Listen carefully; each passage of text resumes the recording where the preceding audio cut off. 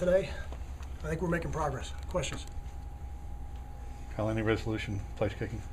I think right now we'll have to decide who the first kicker's out there, and if we're going to attempt a long one, it'll probably be Marsh. That's really what we've been doing in practice. He seems to have a little bit more distance at this stage.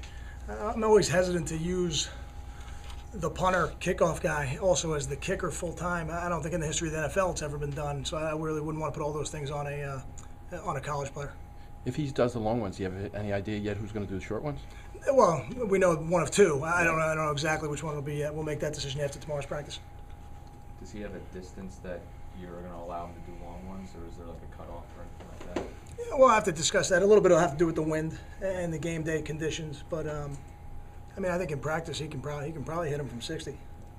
About the running back SMU's getting back, got cleared this week from the knee injury on Tuesday. Good player, good numbers in the past. I'm sure he's a guy that's going to help them. I can speak statistically. They have not been as productive in the run as they've been in the past, and I know when he was their guy, they were more productive. He's a good player, so I'm sure they're happy to get him So back. there's film on him that you've seen. There's enough film. I have not looked that far in the past to see the film on him, but I'm just looking at the numbers. He looks like somebody who's been very productive for them. Is that strange to you? I think each of the past 4 years they've had a 1,000-yard rusher, and then all of a sudden, I guess the TCU game they had 16 yards and 31 carries.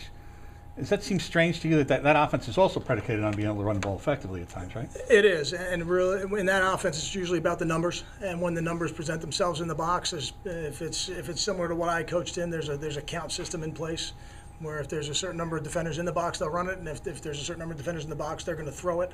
And some of those throws are considered runs in that system. But when I was at Hofstra, we had two different backs go over 1,000 yards. It's not unusual to have not the same season, different seasons, but not unusual to have a 1,000-yard rusher in that system, because when you've got a really, really talented quarterback like they do, and you have to dedicate a number of defenders to the passing game, you create one-on-ones, and you create one-on-ones in space, and with the right guy with the ball in his hands, it's a problem. Thanks, Kyle. Okay. Thank you, guys.